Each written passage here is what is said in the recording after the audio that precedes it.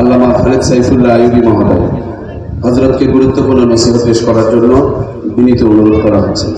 আসসালামু আলাইকুম ওয়া রাহমাতুল্লাহি ওয়া বারাকাতুহু।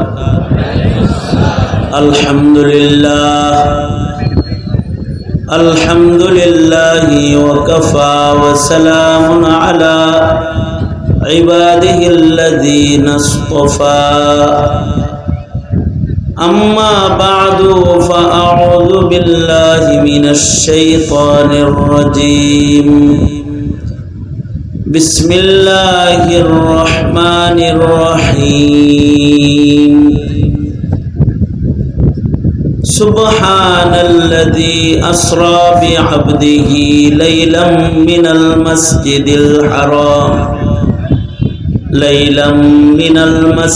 الحرام إلى المسجد الأقصى الذي باركنا حوله لنريه من آياتنا إنه هو السميع البصير.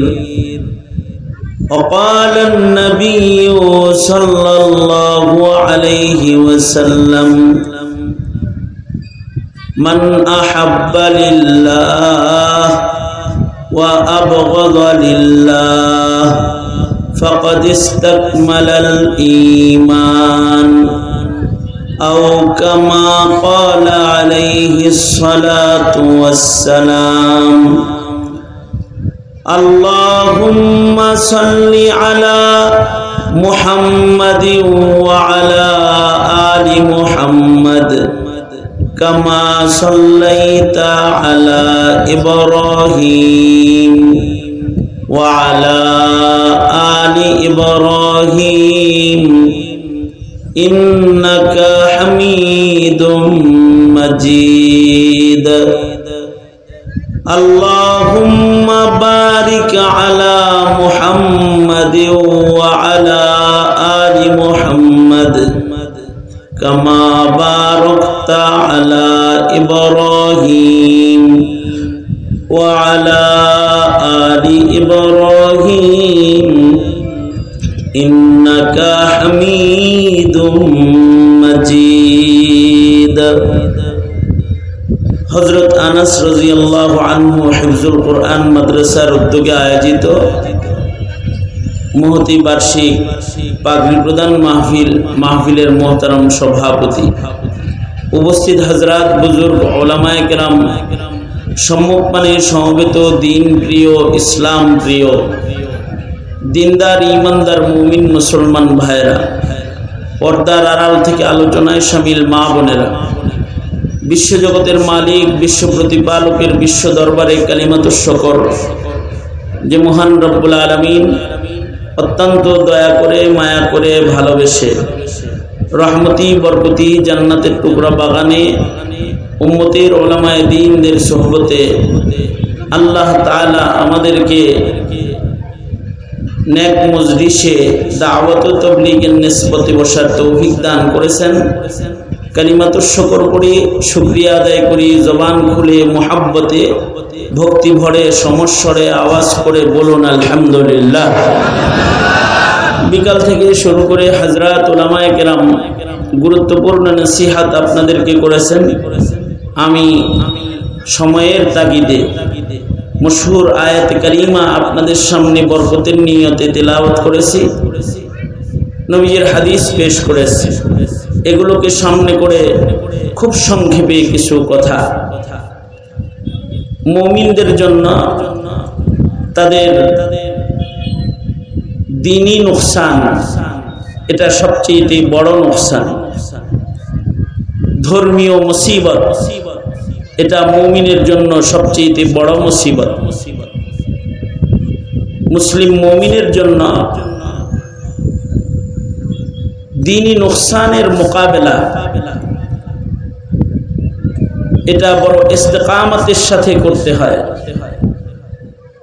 ইসলামের উপরে অটল থাকতে, ইমানের উপরে অটল থাকতে, মুমিনের পাশে যদি কেউ না থাকে তখন নিজ ধর্মের উপরে, দ্বীনের উপরে, ঈমানের উপরে ইস্তেকামতের সাথে দাঁড়িয়ে থাকতে হয়। যারা ইস্তেকামতের সাথে এমন মুসিবতে দাঁড়িয়ে থাকবে আর তাদের কণ্ঠে উচ্চারিত হবে লা ইলাহা ইল্লাল্লাহ, আল্লাহ তাআলা তাদের মৃত্যুতে নিজে ইস্তেকবাল দিয়ে তাদেরকে আল্লাহর জান্নাতে পৌঁছায় দিবেন। আল্লাহ তাআলা বলেন ইন্নাল্লাযীনা ক্বালু রাব্বুনাল্লাহ সুম্মা ইসতাকামু তাতানাজ্জালু আলাইহিমুল মালাইকাতু আল্লা তাখাফু ওয়া লা তাহজানু ওয়া আবশিরু বিল জান্নাহ وأبشروا بالجنة التي كنتم توعدون نحن أولياؤكم في الحياة الدنيا وفي الآخرة ولكم فيها ما تشتهي أنفسكم ولكم فيها ما تدعون نزلا من غفور رحيم। ঈমানের উপরে অটলতা এটা আল্লাহ পাকের কাছে বড় পছন্দের। যাদের ভিতরে ঈমানের অটলতা পাওয়া যাবে তাদের জিম্মাদার আল্লাহ তাআলা নিজে হয়ে যাবে, দুনিয়াতেও তাদের জিম্মাদার আল্লাহ তাআলা, আখিরাতে তো আল্লাহ তাআলা তাদেরকে নিজে মেজবান হয়ে আল্লাহ পাকের মেহমানদারি আল্লাহ তাআলা তাদেরকে দান করবে। সমসাময়িক এই সময়ে ফিলিস্তিন নিয়ে অনেক বেশি আলোচনা, কারণ ফিলিস্তিনে মুসলমানরা জীবনের বিনিময়েও ঈমানের উপরে তারা অটল। তাদেরকে শেষ করার চক্রান্ত 50 বছরের অধিককাল সময় থেকে লাগাতার তাদের উপরে ইসরায়েলি অত্যাচার নিপীড়ন চলছে। তারা জীবন দিতেছে, কিন্তু তারা তাদের তাওহীদ থেকে এক চুল দূরে সরতেছে না। তাদের এই ইস্তেকামত এটা ইব্রাহিমী ইস্তেকামত, কারণ তাদের জন্ম তো ইব্রাহিম নবীর দেশে। ফিলিস্তিন ইব্রাহিম নবীর আবাদ করা জমিন, আর ইব্রাহিম আলাইহিস সালাতু ওয়াস সালামের ইস্তেকামত যেটা, এটা তার সন্তানদের ভেতরে পাওয়া তো যাবেই। যদি সন্তানের মধ্যে বাবার গুণ না পাওয়া যায় সে তো সন্তান না। মুসলমানের ভেতরে ইব্রাহিমী গুণ না থাকলে সে মুসলমান না, কারণ মুসলমানদের পিতা হলেন মুসলিম জাতির পিতা ইব্রাহিম। মিল্লাতা আবিকুম ইব্রাহিম ওয়া সাম্মাকুমুল মুসলিমিন। আমাদের মুসলিম নামকরণকারী আমাদের পিতা ইব্রাহিম খলিল, আর আমাদের পিতা ইব্রাহিম খলিল কানা হানিফাম মুসলিমা। ইব্রাহিম আলাইহিস সালামের ঈমান ও তাওহীদ সচ্চা ঈমান তাওহীদ। তিনি আল্লাহর কাছে এক নাম্বার তাওহীদবাদী মুসলমান, মুওয়াহিদিনদের সরদার ইব্রাহিম আলাইহিস সালাতু ওয়াস সালাম। ইব্রাহিম আলাইহিস সালাতু ওয়াস সালাম যেই মুসিবতে পড়েছিলেন, ফিলিস্তিনিদের জন্য তো কথা বলার কেউ আছে, ইব্রাহিম আলাইহিস সালামের পক্ষে কথা বলারও কেউ ছিল না। কিন্তু ইব্রাহিম আলাইহিস সালাতু ওয়াস সালাম কেউ যখন ওনার সাথে নাই, তখন উনি ইস্তেকামতের সাথে এক আল্লাহর দিকেই নিজেকে ফিরায় রেখেছিলেন। আল্লাহু আকবার। ফিলিস্তিনের মুসলমানরা এখন বলে, এই আরব বিশ্ব, লুলা আতুর বধির আরব বিশ্ব, তোমাদের মদদের আমাদের কোনো দরকার নাই, আমাদের জন্য আল্লাহই যথেষ্ট। ওরা বলে হাসবুনাল্লাহ, আমাদের জন্য আল্লাহ যথেষ্ট, তোমাদের মতো বধির লুলা আতুরদেরকে আমাদের সাথে না থাকলে আমাদের ঈমান থেকে সরাইবার শক্তি ইসরায়েলের নেই। ইব্রাহিম আলাইহিস সালাম ওইরকম ছিলেন। ইব্রাহিম আলাইহিস সালাতু ওয়াস সালামকে নমরুদ যখন আগুনের কুণ্ডলী বানায়া আগুনের ভেতরে ফেলতেছে, ইব্রাহিম আলাইহিস সালামের সাথে কেউ নাই, তিনি একা, আর সারা দুনিয়া ইব্রাহিম আলাইহিস সালামের মুখালিফ। এমনকি ইব্রাহিম আলাইহিস সালাম চরক গাছে যখন ওনাকে উঠায় ঘোরানো হচ্ছে, আগুনের কুণ্ডলীর ভেতরে ওনাকে নিক্ষেপ করার জন্য ইব্রাহিম নবী নজর করে দেখতেছেন। ইব্রাহিম আলাইহিস সালামের মা, ইব্রাহিম আলাইহিস সালামের বাবা, তারাও ইব্রাহিম নবীর বিপক্ষে চলে গেছে। মা বাবাও চরক গাছের রশি ধরে ধরে টানতেছে ইব্রাহিমকে আগুনে ফেলার জন্য। এমন অসহায় যখন ইব্রাহিম, তখনও তিনি আল্লাহর দিকে, ইন্নী ওয়াজ্জাহতু ওয়াজহিয়া লিল্লাযী ফাতারাস সামাওয়াতি ওয়াল আরদা হানিফাও ওয়া মা আনা মিনাল মুশরিকিন। ইব্রাহিম আলাইহিস সালাতু ওয়াস সালাম তিনি এক আল্লাহর দিকে তিনি মুতাওয়াজ্জু, শুধুই মাত্র তিনি আল্লাহর দিকেই ফিরেছেন। হযরত জিবরাইল আলাইহিস সালাতু ওয়াস সালাম রূহুল কুদুস ইব্রাহিম নবীর সহযোগিতায় এসে বলে, ইব্রাহিম যখন আগুনে ঠিক ফেলবে তখন বলতেছে, আমি কি তোমাকে কোনো সহযোগিতা করতে পারি? ইব্রাহিম আলাইহিস সালাম হযরত জিবরাইলকে বলতেছেন, তুমি আসছো কেন? আমার রব বুঝি আমাকে দেখতেছে না? আমার আল্লাহ বুঝি আমাকে দেখে না? আমার জন্য আমার আল্লাহই যথেষ্ট, তোমার মদদ আর দরকার নাই আমার। ইব্রাহিম আলাইহিস সালাম এই ইস্তেকামতে যখন পাশ করেছেন, মহান রব্বুল আলামিন নমরুদ নিজের হাতে যে অগ্নিকুণ্ডলী জ্বালায়েছে খলিলকে জ্বালানোর জন্য, আল্লাহ তাআলা ইব্রাহিমের জ্বালানো আগুনকে নোটিশ করলেন। কারণ আগুনের মালিক কে? আরো জোরে আওয়াজ করে বলেন, আগুনের মালিক কে? আগুন কার গোলাম? পানি কার গোলাম? যত মাখলুক আছে সকল মাখলুককে বানানে ওয়ালা কে? আল্লাহ তাআলা আগুনকে নোটিশ করলেন, ইয়া নারু কুনি বারদাও ওয়া সালামান আলা ইব্রাহিম। এই আগুন, তোমার ভেতরে আমার খলিলকে জালেম নিক্ষেপ করছে, আমার পক্ষ থেকে তোমার প্রতি নোটিশ। আমার ইব্রাহিমকে জ্বালাইবার ক্ষমতা তোমাকে দেওয়া হলো না, তুমি তার জন্য শান্তিদায়ক ঠান্ডা হয়ে যাও। আল্লাহু আকবার।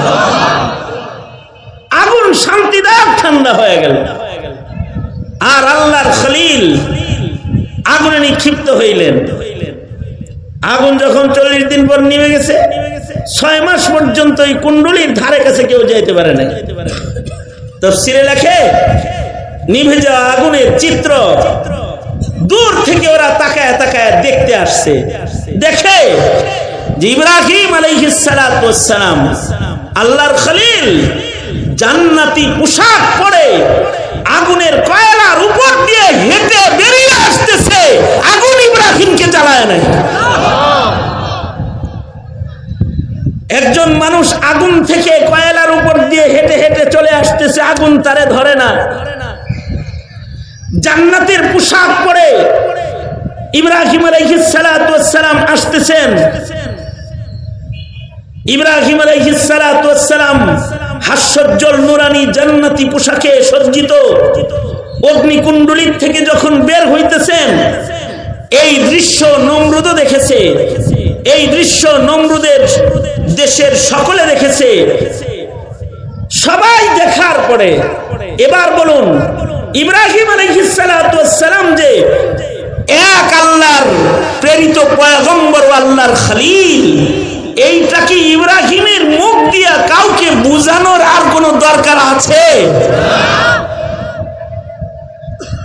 একদিক দিয়ে ইব্রাহিম আলাইহিস সালাম আগুন থেকে বেরিয়ে এসেছেন, আর এক দিক দিয়ে ঐতিহাসিকদের বক্তব্যের নির্ভরযোগ্য বক্তব্য হলো নমরুদের ঘরের যারা তারা কালেমা পড়ে মুসলমান হয়ে গেছে। তারা হযরত ইব্রাহিম আলাইহিস সালামের ভক্ত হয়ে গেছে।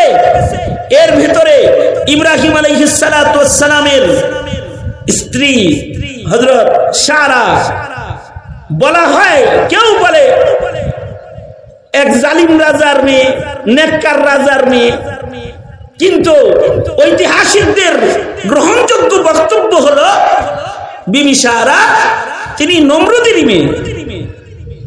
নমরুদের ঘরের ভেতরে ইমানের মশাল জ্বলে উঠেছে যে হযরত সারা নিজেই ইব্রাহিম আলাইহিস সালাতু ওয়াস সালামের কাছে বিবাহ বসার জন্য পাগল হয়ে গেছে।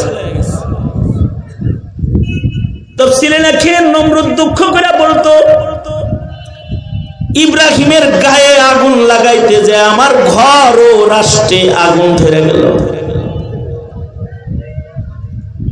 যেমন হাসিনা দেশের আলেমদেরকে কষ্ট দিতে যায় নিজেই কষ্টে পড়ে গেল, গোটা আওয়ামী লীগ কষ্টে পড়ে গেল।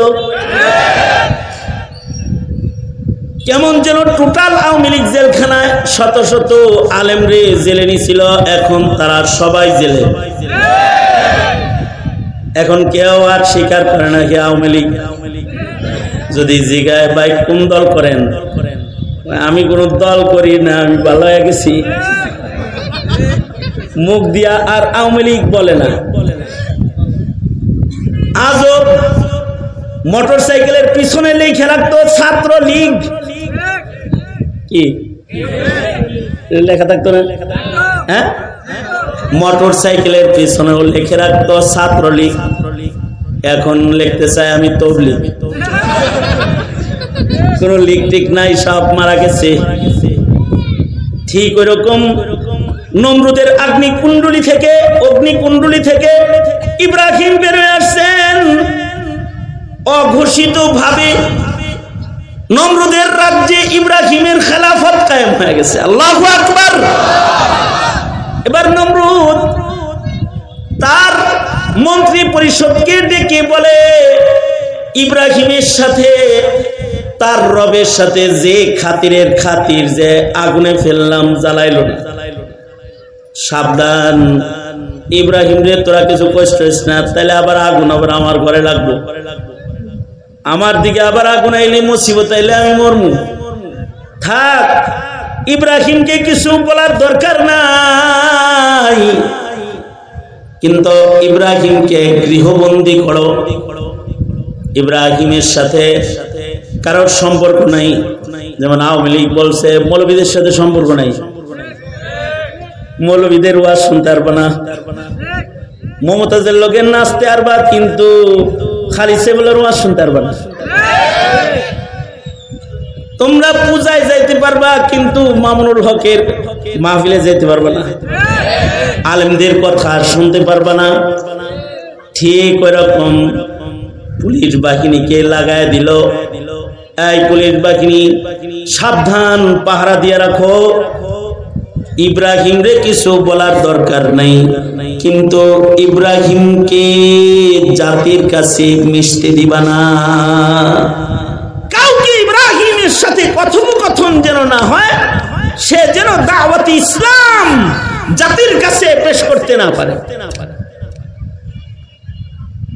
এই কাণ্ড যখন চলতে লাগলো লং টাইম, ইব্রাহিম আলাইহিস সালাম রইছেন, কিন্তু দাওয়াতি কাজ করতে পারেন না, কেউ পাবলিক কেউ আসে না, কারণ পাবলিক যেটা ওনার সাথে দেখা করে তারে গোপনে নিয়া নমরুদের কসাইখানায় আয়না ঘরে তাকে শাস্তি প্রদান করে।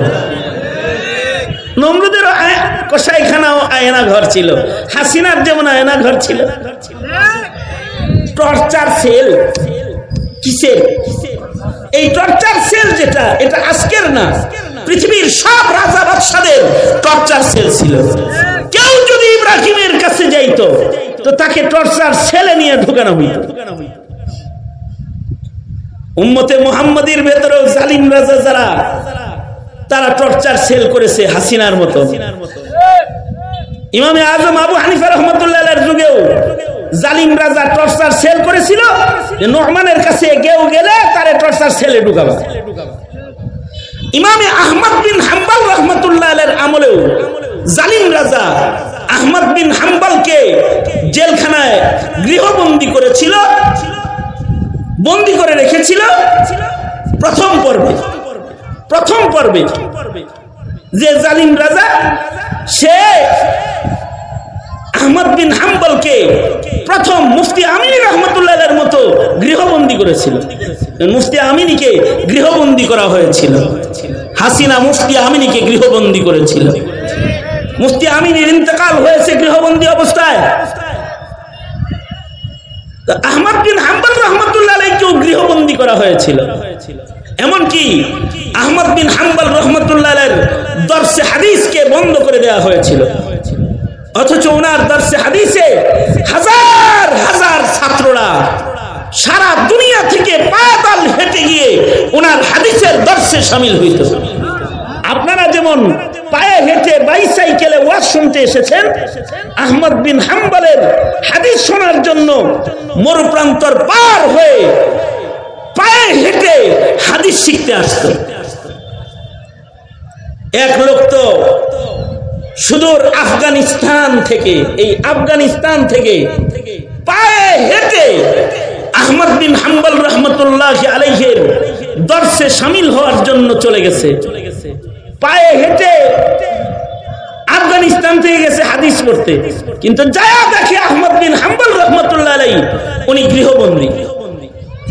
কিন্তু উনি গৃহবন্দী হলেও ওই সময়ে ইয়াহইয়া ইবনে মাঈন রহমতুল্লাহ আলাইহি উনার দর্শে হাদিস চালু আছে। ইয়াহইয়া ইবনে মাঈন দর্শে হাদিস দেন, কিন্তু আহমদ বিন হাম্বল জেলে আছে। যেহেতু আহমদ বিন হাম্বলের দর্শ বন্ধ হয়েছে, এ কারণে তার দর্শের ছাত্রগুলাও ইয়াহইয়া ইবনে মাঈনের দর্শে এসে শামিল হওয়া শুরু করেছে। ইয়াহইয়া ইবনে মাঈন রহমতুল্লাহ আলাইহি তিনি উলুমুল হাদিসের এক সরদার আলেম দ্বীন ছিলেন, যার হাদিস পড়ানো শেষ হয়ে গেলে প্রতিদিন 2-3 ঘন্টা তিনি জারহ তাদিলের ইমাম ছিলেন। উনাকে রাবীদের সম্পর্কে জিজ্ঞাসাবাদ করা হইতো। উনি বসে বসে রাবীদের হালাত বলতে থাকতেন, কোন হাদিস বর্ণনাকারী কেমন, এটা প্রকাশ্যে বলতে থাকতেন। ইয়াহইয়া ইবনে মাঈন রাহমাতুল্লাহ আলাইহি যখন বসছেন, ওই যে পায়ে হাইটা যেই লোকটা গেছে আফগানিস্তান থেকে পায়ে হাইটা হাদিস পড়তে গেছে, সে যায় শুনে আহমদ বিন হাম্বল জেলখানায় বন্দী। উনি জারহ তাদিলের ইমামের সামনে দাঁড়ায় জিজ্ঞেস করলেন,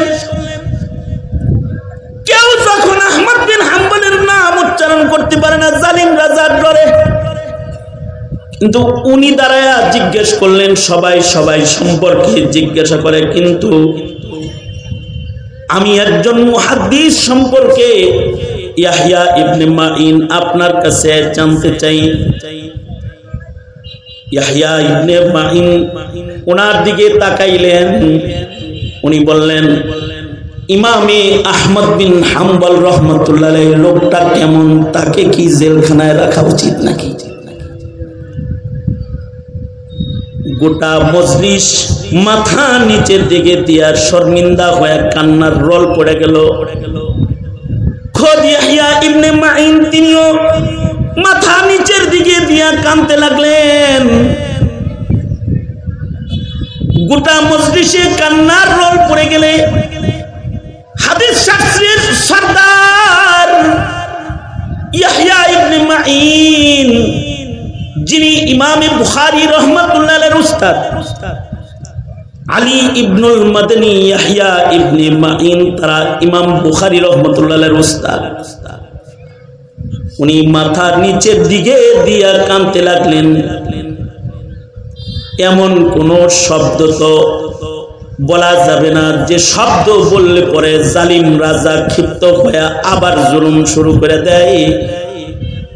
উনি শুধু মাথাটা নিচের থেকে উঠায়া বললেন, আহমদ বিন হাম্বল সম্পর্কে কি জিজ্ঞাসা করো, তিনি ইমামুল মুসলিমিন, তিনি মুসলমানদের ইমাম, কিন্তু তিনি মাজলুম। তাকে বলল আহমদ বিন হাম্বল সম্পর্কে তুমি কারোর কাছে জিজ্ঞাসাবাদ করো না, তিনি মাজলুম, তিনি ইমামুল মুসলিমিন। এই ছাত্র সে ভিক্ষুকের বেশে আহমদ বিন হাম্বলের দরজায় যায় যায় প্রতিদিন ভিক্ষা নেওয়ার ভান করে একটা করে হাদিস মুখস্থ করত।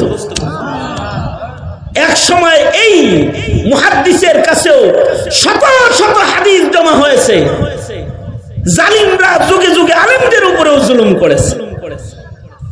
ওই জালিমদের রক্ত যুগে যুগে কিয়ামত পর্যন্ত চলতে থাকবে। যেই জালিমের জুলমের রক্ত নমরুদ ও ফিরআউনের মধ্যে ছিল, যুগের জালিম রাজাদের ভেতরে ছিল, সেই রক্ত পর্যায়ক্রমে হাসিনার গায়ে ঢুকে পড়েছিল। এ কারণে শেখ হাসিনাও এদেশের আলেমদের উপর অত্যাচার করেছিল। জালিমের জুলুমের সীমানা বেশি দিন রয় না, কারণ রাজত্বের আসল মালিককে চিল্লায় আওয়াজ দিয়ে বলেন, আরো জোরে আওয়াজ করে বলেন, রাজত্বের মালিককে। সেই মালিক যিনি নমরুদকেও রাজত্ব বেশি দিন দেন নাই, সাদ্দাতের রাজত্বকে স্থায়ী করেন নাই, ফিরআউনের রাজত্বকেও স্থায়ী করেন নাই। যুগের যত জালিমের আবির্ভাব হয়েছে, কারণ জুলমের রাজত্বকে তিনি স্থায়ী করেন নাই, হাসিনার জুলুমকেও স্থায়ী করেন নাই। দেখবে, বেঁচে থাকো, দেখবে মোদির রাজত্ব স্থায়ী নয়, চোখে দেখবে আমেরিকা খান খান হয়ে যাবে, ওদের রাজত্ব স্থায়ী নয়।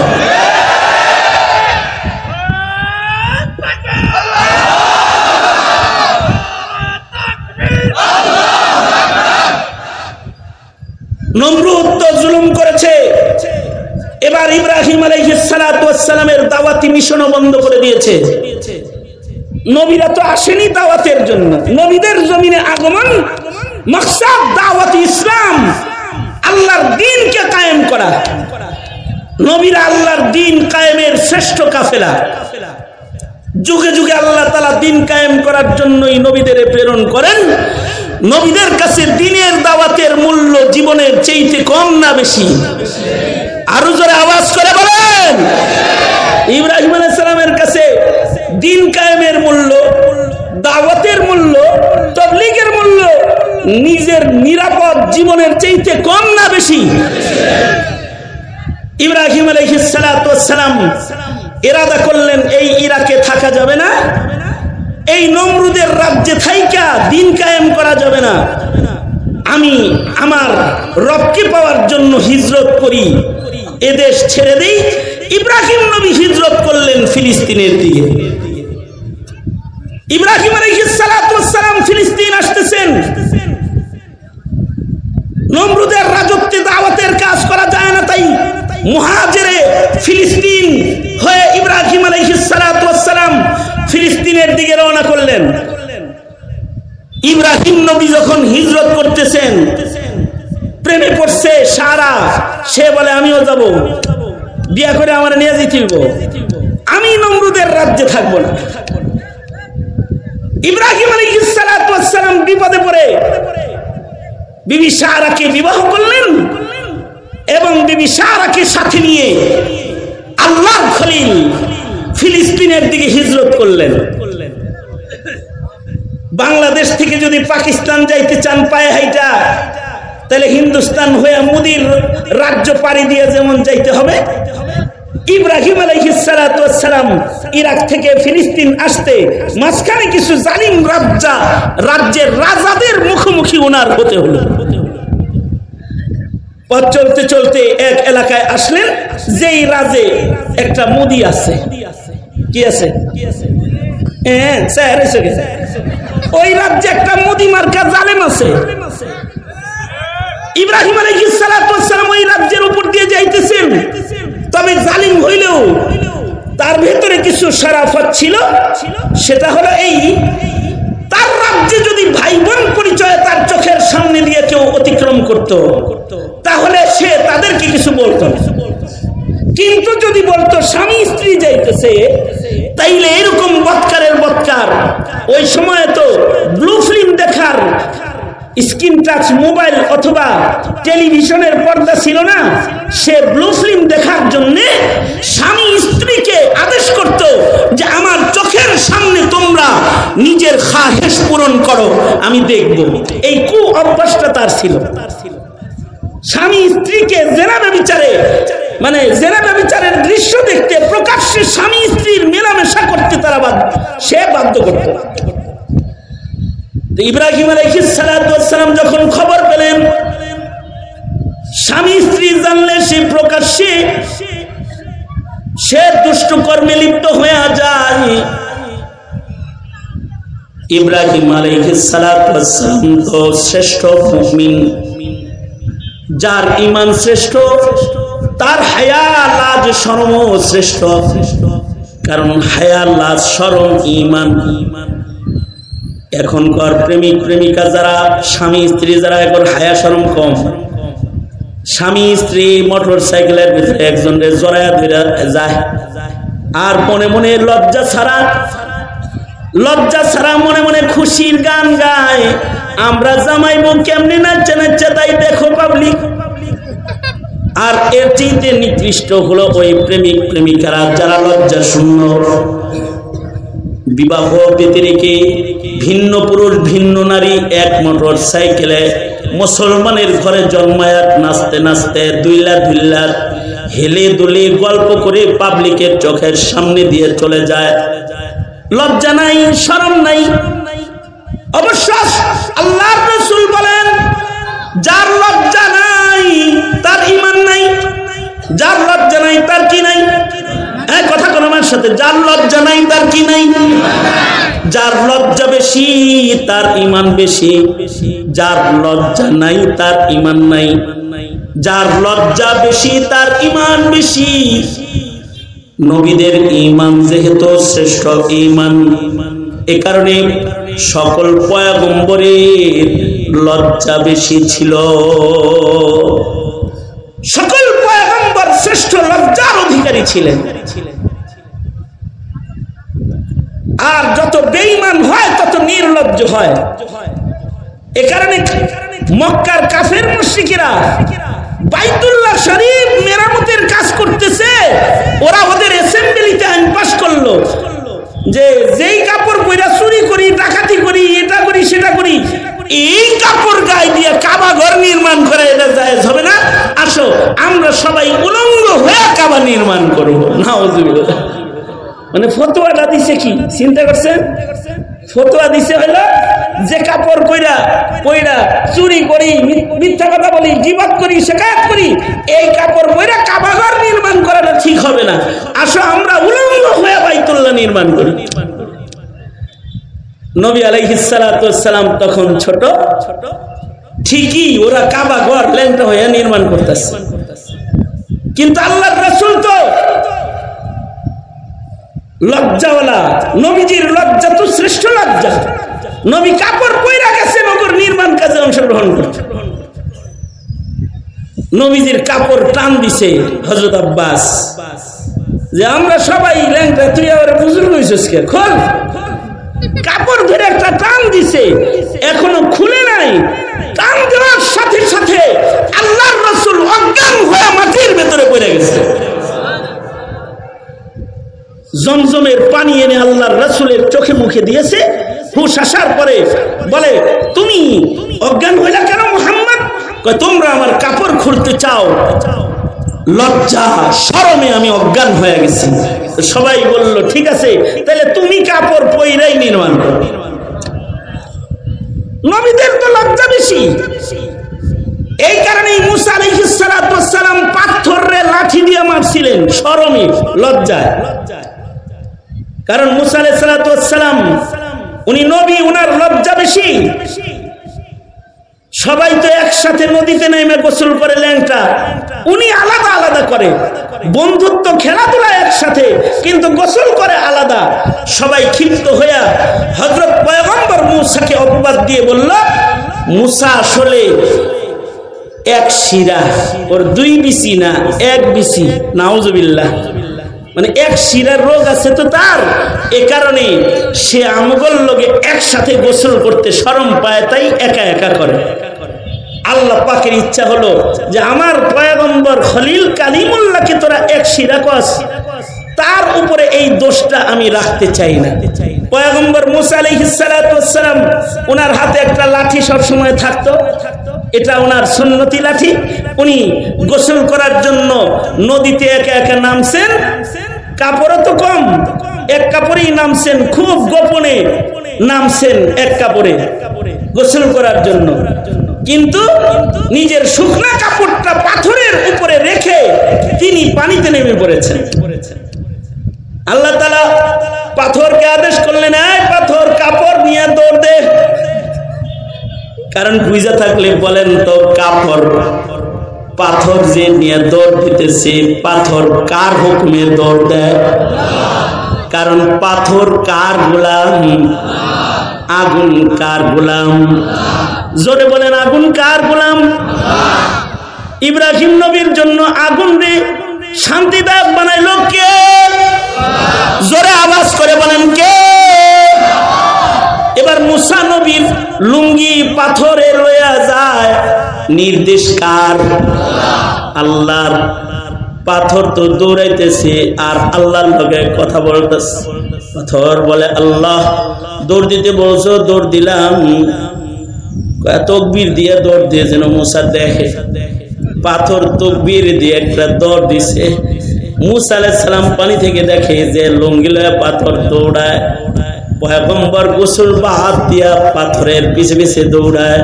আল্লাহ তাআলা পাথরকে বলে, থামিস না, তোরে যেন দৌড়া না ফেলায়, আর কাপড় যেন টান দিয়ে দিয়ে না যায়। কই যামু আল্লাহ, কই যামু? সামনে যা, আরো সামনে যা। কই যামু? আরো সামনে যা।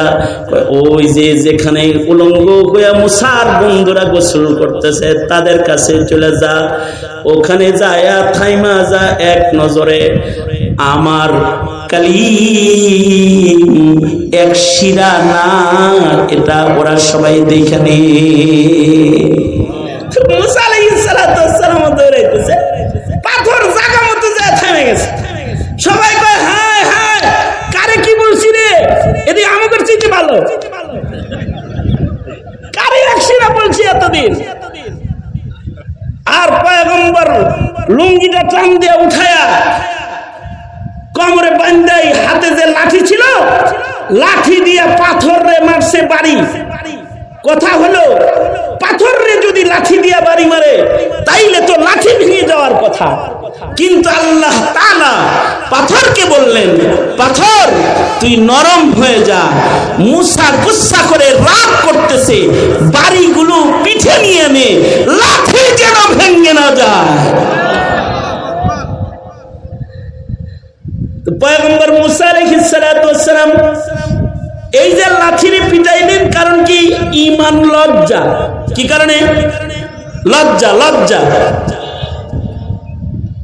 আগের জমানার মানুষের কাপড় চোপড় এত বেশি ছিল না, সাহাবীদেরও কাপড় এত বেশি ছিল না। আমাদের তো জুতার অভাব নাই, লুঙ্গির অভাব নাই, পাঞ্জাবির অভাব নাই, টুপির অভাব নাই। কয় হুজুর এক এক দিন এক এক শার্ট পরি।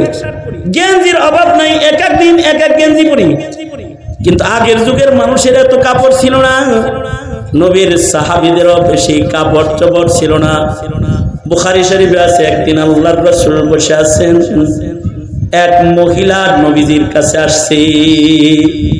মহিলা নবীজির কাছে এসে বলে, পয়গম্বর আপনি আমারে বিয়ে করেন। কি কইছে?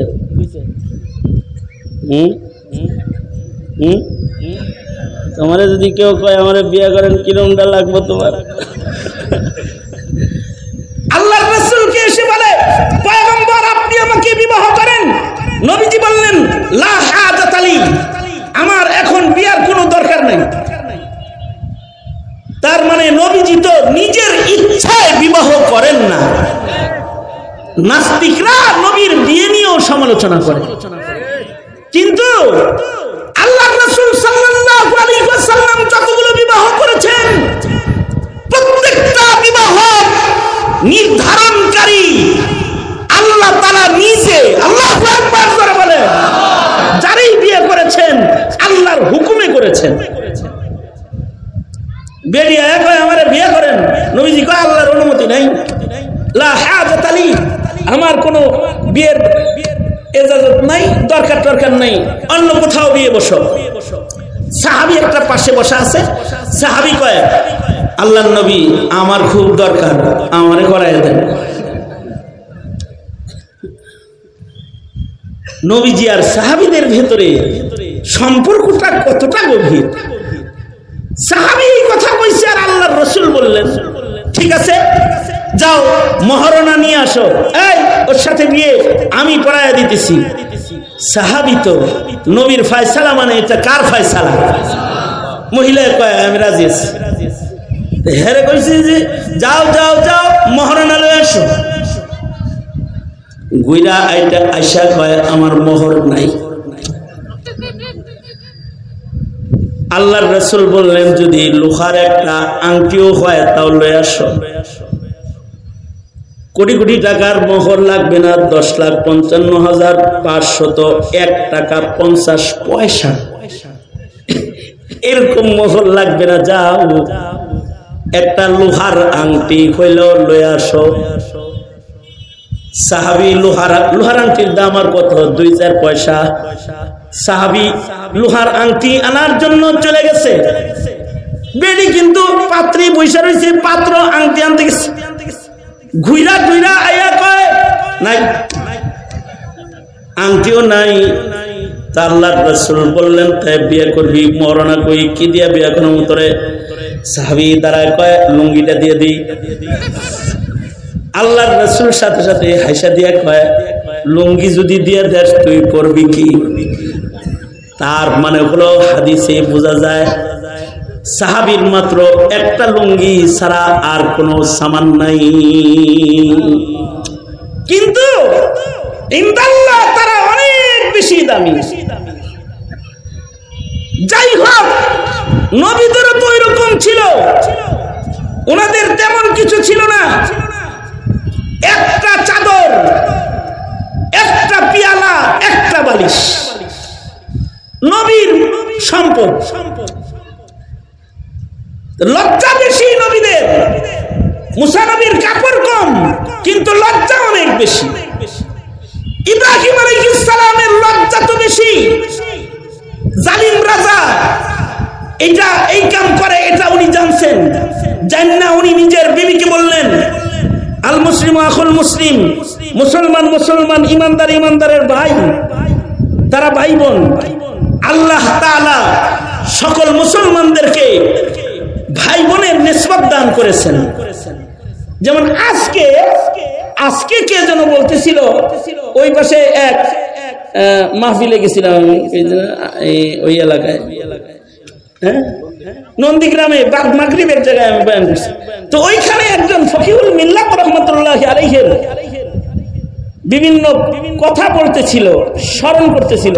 তো ফকিহুল মিল্লাতের কথা বলতে গিয়ে ওইখানে এক আলেম দ্বীন বলতেন আজব আমাদের ফকিহুল মিল্লাত রাহমাতুল্লাহি আলাইহি, তিনি ওনার সন্তান আরশাদ সাহেব হুজুর মানে 3 নম্বর হুজুর রে উনি বলতেন ভাই আরশাদ কই গেল, ভাই আরশাদ কই গেল, ছেলে হয় কিন্তু কি কইতেছে ভাই আরশাদ কোথায়?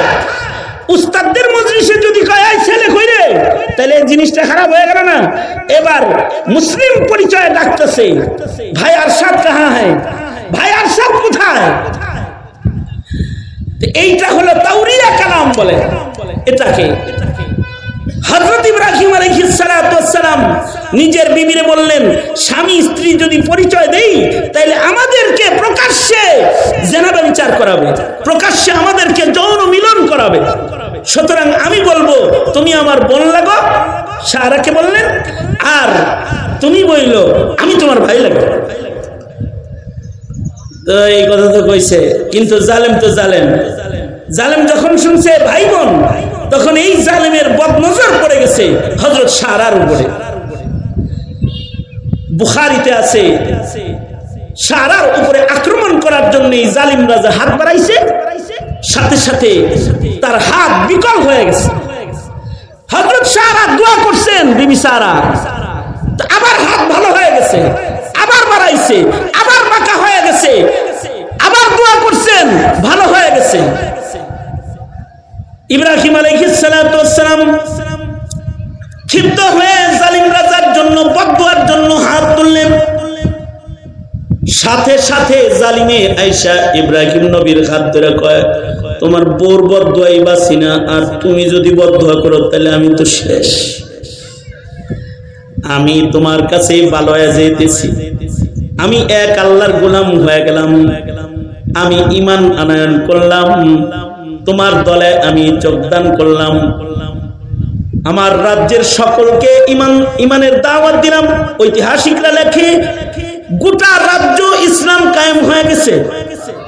ইব্রাহিম আলাইহিস সালাতু ওয়াস সালাম তিনি বললেন, আমি তোমার রাজ্যে বসবাসী না, আমি যাব ফিলিস্তিন, সারাকে নিয়ে আমি ফিলিস্তিন চলছি। আল্লাহর উদ্দেশ্য হলো নূহ নবীর প্লাবনে ভেঙে যাওয়া বাইতুল্লাহকে পুনর্নির্মাণ করবেন। যে কাবা বাইতুল্লাহ সর্বপ্রথম ফেরেশতারা বানাইছে, বানাল কাবাল মালাইকা সুম্মা আদম সুম্মা শীশ সুম্মা ইব্রাহিম সুম্মা মুহাম্মদ। ইব্রাহিম আলাইহিস সালাতু ওয়াস সালাম নূহ নবীর প্লাবনে যে বাইতুল্লাহটা মিশা গেছে, মহান আল্লাহ বাইতুল্লাহকে পুনর্নির্মাণ করবেন। বাবা খলিলকে আগে ফিলিস্তিন আনতেছেন, যখন ফিলিস্তিনের দিকে আগাচ্ছেন তখন জালিম রাজা বলে, আমি তো আপনার কালমা পড়েছি, আমার দেশে ইসলাম কায়েম হয়ে গেছে, আপনি আমার দেশ থেকে খালি হাতে যাইবেন, ফিলিস্তিন এটা হয় না। আমার একটা সুন্দরী কুমারী সুন্দরী মেয়ে আছে, নাম তার হাজির, যাকে বাংলায় আমরা বলি বিবি হাজেরা। জালেম রাজা মুসলমান হয়ে বলে, পয়গম্বর, আল্লাহর পয়গম্বর, আপনার তোহফা পায় আমরা ধন্য, আমার একটা তোহফা আপনার খেদমতের জন্য আমি দিতে চাই, আমার কন্যাটাকে আপনার খেদমতের জন্য আমি পেশ করতেছি, যদি আপনি তাকে গ্রহণ করেন। সারা বলে নেওয়া যায়, তাহলে বিয়া করালে এটা হইব ছোট বউ, তুমি বড় বউ। সারা বলে অসুবিধা নাই, বড়র পাওয়ার ঠিক থাকলেই হলো। ইব্রাহিম আলাইহিস সালাতু ওয়াস সালাম এতক্ষণ ছিলেন দুইজন, ইব্রাহিম আর সারা, এখন হইলেন তিনজন, ইব্রাহিম আর হাজির। হাজির আমি বিয়া করে ফেলাইলেন। এবার এই তিনজন ফিলিস্তিনের দিকে রওনা। আল্লাহ তাআলা সারার পেটে সন্তান না দিলেও হাজেরার পেটে সন্তানটা আগে দিয়ে দিলেন। আল্লাহু আকবার কাবীরা। এবার ছোট বউয়ের যখন সন্তান হইছে, বড় বউ তো খেপছে, হ্যাঁ আমার চাইতে হের দিকে এখন মায়া বেশি, হের ঘরে বাচ্চা আছে, এগুলো আর ভালো লাগে না। ফিলিস্তিন যে বসলেন, আল্লাহ তাআলার ইচ্ছা হলো ফিলিস্তিনকেও মুসলমানদের পুণ্যভূমি বানাইবেন। মুসলিম জাতির পিতার পুণ্যভূমি দুইটা বানাবেন, দুইটা পাক জমিনের সাথে মুসলিম জাতির পিতার সম্পর্ককে কায়েম করবেন। আল্লাহ তাআলা নতুন আদেশ জারি করলেন, ইব্রাহিম হাজেরার পেটে ইসমাইল হইছে, তোমার দেখি ইসমাইলের জন্য খুব মায়া গো, যাও তোমার সন্তান বিবিকে মক্কায় বনবাস দিয়ে আসো। বিবি সারা খুশি হয়ে গেছে, যায় চোখের সামনে থেকে আদর যত্ন মরুভূমিতে যাইতেছে। বাবা খলিল হযরত হাজেরার সাথে মক্কায় চলে গেছে। কই যাব আল্লাহ? ইসমাইল আর হাজেরারে লইয়া। আল্লাহ বললেন, আপনার সামনে সামনে জিবরাইলের নুরানি ঘোড়া চলছে, এই ঘোড়া যেখানে যায় থামবে, আর যেই জায়গাটা জিবরাইল আমিন শনাক্ত করে দিবে সেখানে হাজেরা আর ইসমাইলকে বনবার্তি আসবেন। সুদূর ফিলিস্তিন থেকে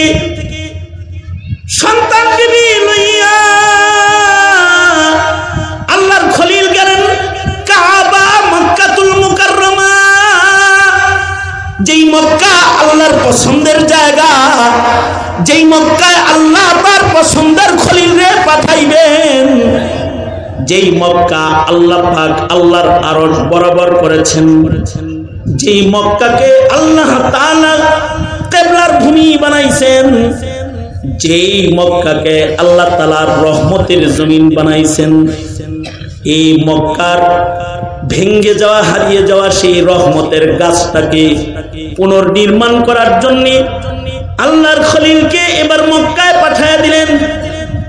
সাফা মারওয়ার পাদদেশে ধুধু মরুভূমি পাহাড়, এই পাহাড়ের চিপার মধ্যে হযরত জিবরাইল জায়গা দেখালেন, এই জায়গায় নিজের সন্তান আর হাজেরারে নামায়া দাও।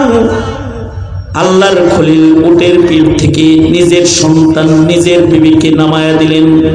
ইতিহাস লেখে ফিলিস্তিন থেকে মুআল্লা এলাকা দিয়া আল্লাহর খলিল মক্কায় এসেছেন হাজেরা আর ইসমাইলকে মরুভূমিতে নামায়া দিয়া। কোনো কথা নাই, আল্লাহর খলিল উটের পিঠে সওয়ার হয়ে আবার মুআল্লা এলাকা দিয়া ফিলিস্তিনের দিকে রওনা করেছেন। হাজেরা নিজের সন্তান বুকের মধ্যে জড়ায়া ইব্রাহিমের পিছে পিছে দৌড়ায় আর বলে, স্বামী গো, কি কারণে আপনি নারাজ হয়েছেন? আপনি নারাজ হইলে আপনি খলিল আল্লাহর, তাহলে আমাদের জন্য বরবাদি, মেহেরবানি করে মাফ করে দেন। মরুভূমিতে রাইখা যায় না, এখানে বাঘ ভাল্লুকের ভয়, মরুপ্রান্তরী বাচ্চা নিয়ে আমি কেমনে থাকবো একা একা? খলিল গো, আপনি আমাকে লয়ে যান, লয়ে যান।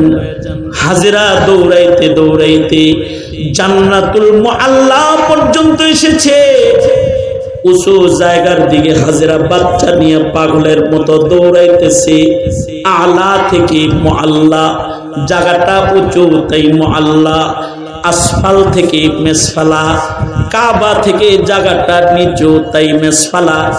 উপরের দিকে বাচ্চা কোলে নিয়ে হযরত হাজেরা দৌড়ায় পেরেশান, কিন্তু খলিল থামে না, ঘোড়ার লাগাম চলতেছে আর খলিল আগায় যাইতেছে। হাজেরা পেছন থেকে দেখে বলে, খলিল আল্লাহর, আমার জন্য মায়া নাই হয়? আমার কোলে দেখেন চাঁদের মতো সন্তান আপনার ইসমাইল, একবার হলো সন্তানটারে এক নজর দেখে যান। ইব্রাহিম মনে মনে কয়, না রে না হাজেরা, আমি তো ইসমাইলের চেয়ে তো একজনকে বেশি ভালোবাসি, যার হুকুম হয়েছে তার ভালোবাসার অধিক প্রমাণ করতে তোদের এখানে রেখে যাওয়া। পিছনে আমি তাকাবো না, পিছনে তাকাইতে পারবো না।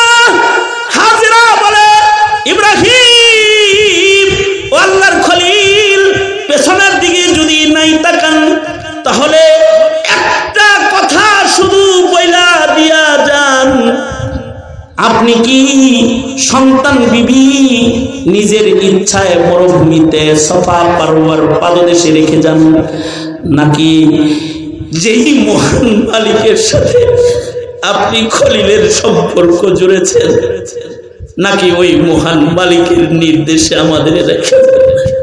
শুধু এতটুকু কথা হাজেরারে বইলা দিয়া যান স্বামী। ইব্রাহিম তখনও কোনো কথা কয় না, শুধু শাহাদাত আঙ্গুলি আকাশের দিকে উঠায়া হাজেরারে বুঝাইয়া দিলেন, হাজেরা, আমি খলিলের ইচ্ছায় না, ওই রবের ইচ্ছায় তোমাদের রেখে যাচ্ছি।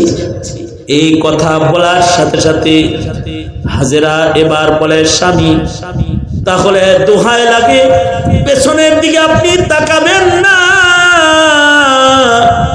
আপনি যেই মাওলারে খুশি করতে চান, আমি হাজেরা ওই মাওলারে খুশি করতে চাই। আপনি সামনের দিকে বাড়তে থাকেন, আমি ওয়াদা করতেছি আপনার আমানত ইসমাইল লইয়া আপনার নির্বাচিত জায়গায় আমি এখন গিয়ে বসে যাব। ততক্ষণ পর্যন্ত এই জায়গা থেকে আমি আর আপনার সন্তান আমরা এখান থেকে সরব না। যতক্ষণ না পর্যন্ত মহান আল্লাহর কোনো আদেশ না আসে, আপনার পক্ষ থেকে আপনার বিবি, আপনার সন্তান নতুন আদেশ আসার আগ পর্যন্ত ও জায়গায় লাব্বাইক লাব্বাইক বলতে থাকবো। এই হযরত হাজেরা আর ইসমাইল এখানে রয়ে গেলেন।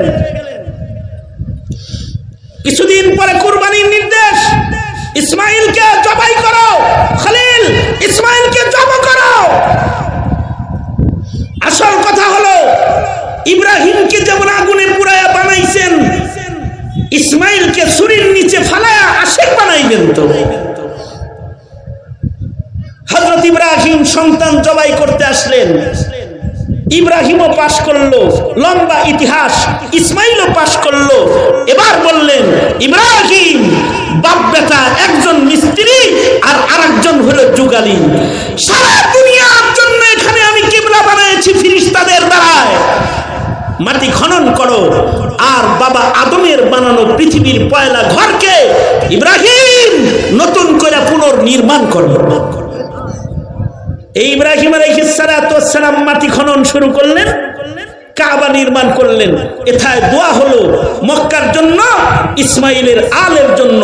দোয়া কবুল করে আল্লাহ তাআলা ইসমাইলের খানদানে মুহাম্মদুর রাসূলুল্লাহ সাল্লাল্লাহু আলাইহি ওয়াসাল্লামকে কবুল করলেন। ফিলিস্তিনে সারা হৃদয়ে বিরহের আগুন জ্বলছে। একদিন খলিলের হাত ধরে বলে, খলিল হাজেরারে মক্কায় দিয়ে আসলেন। হাজেরার সন্তানের জন্য সেথায় কাবা নির্মিত হলো।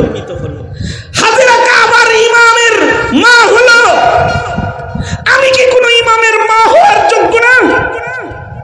ও আল্লাহর খলিল, আল্লাহকে বইলা এই ফিলিস্তিনে কি আমার ইসহাক যেটা আল্লাহ দান করছে তার জন্য একটা ঘর আল্লাহর কাছে চাওয়া যায় না? আপনি আল্লাহর খলিল, আপনি প্রত্যেক দোয়ার আগে কুরবানি করেন, আপনার দোয়া কবুল হয়, আপনি আল্লাহর কাছে আরেকটা বাইতুল্লাহ চান। এই ইব্রাহিম আলাইহিস সালাম রবের কাছে আরেকটা বাইতুল্লাহ চাইলে আল্লাহ বললেন, ঠিক আছে, মক্কায় বানাইছো ইসমাইলের জন্য মসজিদুল হারাম, আর ইসহাকের জন্য তুমি খলিল আরেকটা ঘর বানাও যেটার নাম হবে মসজিদুল আকসা। আল্লাহ তাআলা ইব্রাহিমকে দিয়া নতুন আরেকটা কাবা বানাইলেন, যেই কাবার নাম মসজিদুল আকসা। সাহাবীরা জিজ্ঞাসা করে, ও আল্লাহর নবী, মসজিদুল হারাম আর মসজিদুল আকসার মাঝখানে কত বছরের ব্যবধান? আল্লাহর রাসূল বলে, কাবা ঘর নির্মাণের 40 বছর পরে মসজিদুল আকসা ইব্রাহিম বাবায় বানাইছে। মসজিদুল হারামে ইসমাইল আর মসজিদুল আকসায় হলো ইসহাক। ইসহাক আলাইহিস সালাম মসজিদুল আকসার ইমাম। ওই দিক দিয়ে নবী পাঠানো বন্ধ করে ইসহাকের খানদানে নবী পাঠানো আল্লাহ তাআলা শুরু করেছে। ইসহাক নবীর পরে হাজার হাজার পয়গম্বর এই জমিনে আগমন করেছে। 10,000 পয়গম্বর আকসাকে কাবা বানায় নামাজ পড়েছে। আল্লাহ তাআলা আকসার জমিনকে বরকতপূর্ণ বানাইছে। আকসার আশপাশে মিশর কারিয়াতুল খলিল সহকারে কত নবীর কবর আল্লাহ তাআলা রেখেছে। কালিমুল্লাহ খলিলুল্লাহ সহকারে হাজারো হাজারো পয়গম্বরের কবর আল্লাহ তাআলা মসজিদুল আকসার পাশে রেখেছে। ঈসা আলাইহিস সালাম পর্যন্ত মসজিদুল আকসার পেটে জন্মগ্রহণ করেছে। ঈসা আলাইহিস সালামের পরে মসজিদুল হারামের খানদানে, ঈসা আলাইহিস সালামের পরে মসজিদুল হারামের পাশে কুরাইশি খানদানে, ইসমাইলের খানদানে আল্লাহ তাআলা শেষ নবী পাঠাইছেন। এর আগে হাজার হাজার পয়গম্বর ফিলিস্তিনে পাঠাইছেন, ওইখানেও ইব্রাহিম নবীর ঘর কাবা একটা আছে, নাম মসজিদুল আকসা। কাবায় মসজিদুল হারামে ইসমাইলি ফয়েজ বরকত, আর ওখানে আছে ইসহাকি ফয়েজ বরকত। মুহাম্মদুর রাসূলুল্লাহ সাল্লাল্লাহু আলাইহি ওয়াসাল্লামকে মিরাজে নেওয়ার সময় আল্লাহ তাআলা উভয় কাবার বরকত দেওয়ার জন্য সুজা মসজিদুল হারাম থেকে নবীকে আকাশে না নিয়ে আল্লাহ তাআলা 1 মাসের পথ সফর করায়া মক্কা থেকে রাসূলকে আগে আকসায় নিলেন। আকসার আশপাশে সকল পয়গম্বরদের কবর আছে। দুনিয়ার যত পয়গম্বর এসেছে সকল পয়গম্বরকে আকসায় জমা কইরা আল্লাহ তাআলা আমার নবীকে ইমামুল মুরসালিন বানাইলেন, আকসার ইমাম বানাইলেন। নবী শুধু কাবার ইমাম না, নবী আকসার ইমাম। নবী শুধু সাধারণ মানুষের ইমাম না, নবী নবীদের ইমাম। সকল পয়গম্বরদেরকে মুসল্লি বানায়া আমার নবীকে ইমাম বানায়া মসজিদুল আকসায় নবীকে দিয়ে নামাজ পড়াইলেন। মিরাজের রাতে এ মসজিদের সাথে মুসলমানের ঘর, মুসলমানের কাবার সাথে এ ঘরের সাথেও মুসলমানের সম্পর্ক কিয়ামত পর্যন্ত আল্লাহ তাআলা দুনিয়ার সব উম্মতদেরকে জানান দান করলেন। শুধু তাই করলেন না, নবীজি হিজরত করে মদিনায় গেলেন, যা দেখে মুসা নবীর অনুসারী যারা তারা আকসার দিকে নামাজ পড়ে। আল্লাহ তাআলা তার বন্ধুকে মক্কা থেকে হিজরত করায় মদিনায় নিয়া মদিনার বিবাদ এড়াতে আকসার দিকে 16 মাস 17 দিন নামাজ পড়ালেন। নবীজি আমার মদিনার থেকে লাগাতার 16 মাস 17 দিন 17 মাস 17 দিন অথবা 10 মাস 17 দিন আল্লাহর রাসূল মদিনার থেকে আকসার দিকে নামাজ পড়ে আকসাকে কিবলা বানায় 10,000 নবীর সাথে আমার নবী আকসাকেও কিবলা বানায় নামাজ পড়লেন। নবীজি তো মদিনার থেকে আকসার দিকে নামাজ পড়ে, কিন্তু ঐতিহাসিকদের কেউ কেউ কয় রাসূল আবার কখনো কখনো কাবার দিকে ফিরেও নামাজ পড়ে। একদিকে রাসূল নামাজ পড়ে আকসার দিকে, কিন্তু ঘরের ভেতরে নফল নামাজ দিলের শান্তির জন্য কখনো কখনো নবীজি হারামের দিকে পড়ে।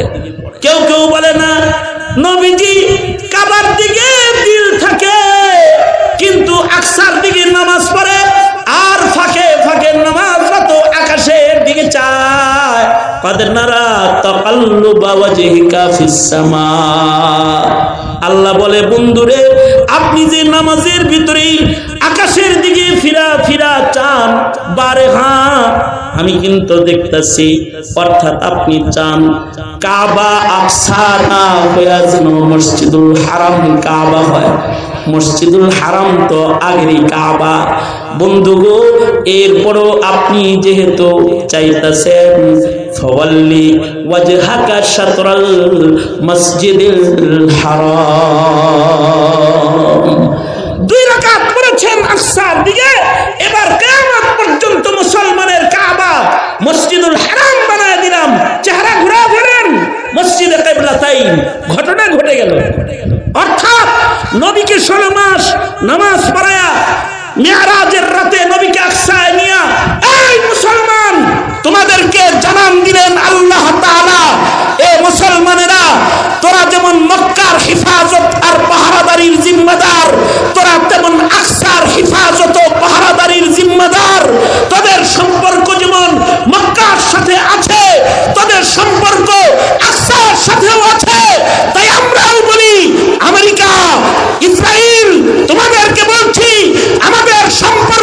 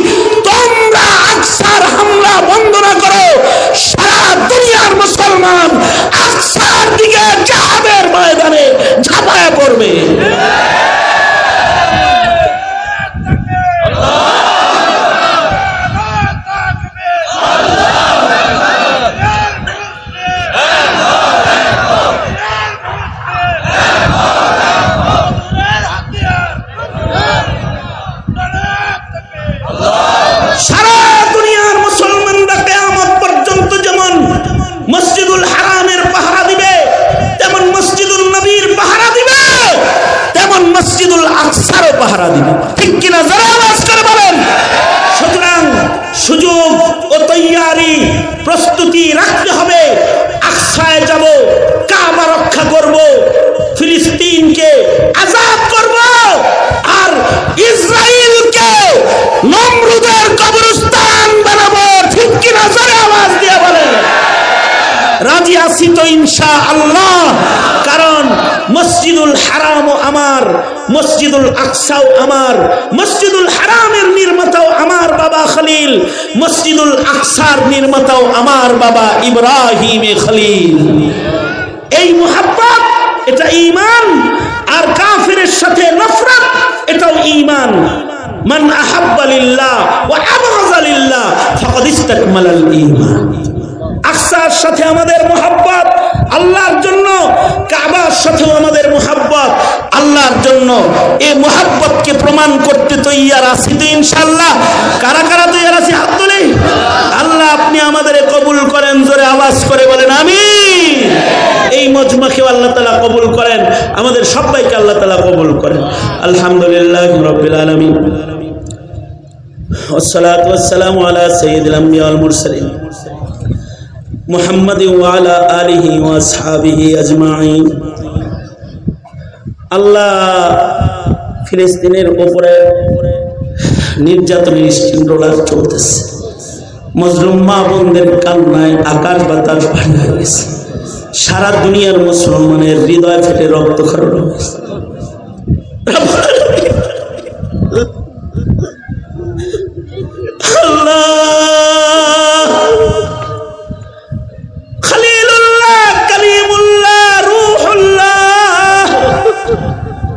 সকল পয়গম্বরদের রূহানি জমিন ফিলিস্তিন। আল্লাহ গো, ফিলিস্তিনের সাথে আমাদের সম্পর্ক। এই কথাটা ইতিহাসের পাতা থেকে তোমার বান্দাদের সামনে তুলে ধরে মধ্য রজনীতে দুইটা হাত কাঙ্গালের মতো বাড়ায় ধরেছে। আকসার সাথে ভালোবাসা, মোহাব্বত, ঈমান। মসজিদুল হারামের সাথে ভালোবাসা, মোহাব্বত, ঈমান। দুইটা হাত তোমার দরবারে বাড়াইছি। আল্লাহ, আমরা দুর্বল, আমরা মজলুমদের পাশে দাঁড়াইতে পারি না। ফিলিস্তিন যাওয়ার শক্তি আমাদের নাই। আল্লাহ, আবাবিল রে তো ভিসা ছাড়া তুমি পাঠাইতে পারো। আল্লাহ, যেমন করে কাবা রক্ষায় পাঠাইছো, আল্লাহ ভিসা ছাড়া তোমার আবাবিল আকসার হিফাজতে তুমি পাঠায় দাও। আল্লাহ, আল্লাহ আমরা প্রস্তুত রয়েছি। ইয়া আল্লাহ, শাহাদাতের জন্য আমাদের কবুল করো। আল্লাহ রব্বুল আলামিন, যে ছেলেগুলাকে পাগড়ি দেওয়া হয়েছে ওদের মাথায়, আল্লাহ ওদের আলমে রব্বানি হক্কানি করে কবুল করো। আল্লাহ মাদ্রাসা আনাস, মাওলানা আনাস এর প্রতিষ্ঠাতা রব্বুল আলামিন, আল্লাহ সম্রাট সাহাবীর নামে মাদ্রাসাটার নাম, আল্লাহ এর স্থায়ী জায়গা ব্যবস্থা করে দাও। আল্লাহ এটাকে সুন্দরভাবে দাঁড় করায় দাও। যে ছেলেগুলা হাফেজ হয়েছে ওদের কবুল করে নাও। যারা মাদ্রাসায় মেহনত করে তাদের কবুল মঞ্জুর করে নাও। গভীর রাত আল্লাহ পঙ্গপালের মতো ছুটে এসেছে উলামা হযরতরা। আল্লাহ মাঝরাত পার হয়ে গেছে। গোলাম যদি ঘন্টার পর ঘন্টাও কথা বলতাম, এভাবেই মৌমাছির চাকের মতো তারা বসে বসে তোমার দিনের কথা তারা শুনত। ইমানের তাগিদে, ভালোবাসায় আর তোমার প্রেমে। আল্লাহ মেহেরবানি করে হাজিরিনদেরকে তুমি কবুল করে নাও। আল্লাহ, বন্ধু বান্ধব যারা দোয়ার আশা রাখে, দোয়ার হক রাখে, সবার হকে দোয়া কবুল মঞ্জুর করে নাও। আল্লাহ আমার মোহাম্মদের হাজী সাহেব অসুস্থ, শেফায়ে কামিলা আজিলা দান করো। ইয়া আল্লাহ যত মাদ্রাসাগুলো আছে এই মাদ্রাসাগুলোকে কবুল মঞ্জুর করো। যত দোস্ত আহবাবরা এখানে রয়েছে তাদের সকলের হকে তুমি দোয়া কবুল মঞ্জুর করো। ইয়া আল্লাহ বাগিচাপাড়া মাদ্রাসার শেখুল হাদিস ওনার আম্মা জান ইন্তেকাল করেছে, আল্লাহ জান্নাতের মেহমান বানায় দাও। ইয়া আল্লাহ এ অধম পিতা হারা বাবা কবর জগতে ঘুমায় পড়েছে, আব্বার কবর জান্নাতের বাগান বানায় দাও। আল্লাহ যাদের মা বাবা অন্ধকার কবরের বাসিন্দা, তাদের মা বাবার কবরগুলো জান্নাতে। আমার কিছু বন্ধু বান্ধব আছে সন্তান হারা, তাদের সন্তানগুলাকে জান্নাতে বলছে। রব্বুল আলামিন, আমরা যারা হাত তুলেছি জানি না কোন দোকানের কাফন আমাদের জন্য রেডি হয়ে গেছে। আল্লাহ, কোন সবের বাস না জানি পাইকে গেছে, কখন জানি মসজিদের কোনার পালকি বাড়ির দুয়ারে দাঁড়ায় যায়। ও আল্লাহ, কবরের পালকি পাঠানোর আগে আমাদের নাম কামিল মুমিনের দপ্তরে উঠায়া দিও আল্লাহ। আল্লাহ, সারা দুনিয়ার মুসলমানদের নাজাত শান্তি তুমি দান করো। এই মজমাটাকে কবুল করো, মাহফিলটাকে কবুল করো, যত কল্যাণ সব দান করো, কল্যাণ হতে আমাদের রক্ষা করো। আয় আল্লাহ, সফর সহজ করো, কদম কদম নেক দিয়ে সকলকে বাড়ি ফিরায় দাও আল্লাহ। اللهم اجعل ثأرنا على من ظلمنا وانصرنا على من عادانا ولا تجعل مصيبتنا في ديننا ولا تجعل الدنيا أكبر همنا ولا مبلغ علمنا ولا غاية رغبتنا ولا تسلط علينا من لا يرحمنا. اللهم زدنا ولا تنقصنا وأكرمنا ولا تهنا وأعطنا ولا تحرمنا وآثرنا ولا تؤثر علينا وأرضنا وارض عنا يا كريم. اللهم أعنا على ذكرك وشكرك وحسن عبادتك. اللهم أعنا بالعلم وزينا بالحلم وأكرمنا بالتقوى وجملنا بالعافية. نسألك دوام العافية وتمام العافية والشكر على العافية. اللهم اكفنا بما شئت. اللهم إنا نجعلك في نحورهم ونعوذ بك من شرورهم. اللهم اهدنا الصراط المستقيم صراط الذين أنعمت عليهم غير المغضوب عليهم ولا الضالين آمين. سبحان ربك رب العزة عما يصفون وسلام على المرسلين والحمد لله رب العالمين.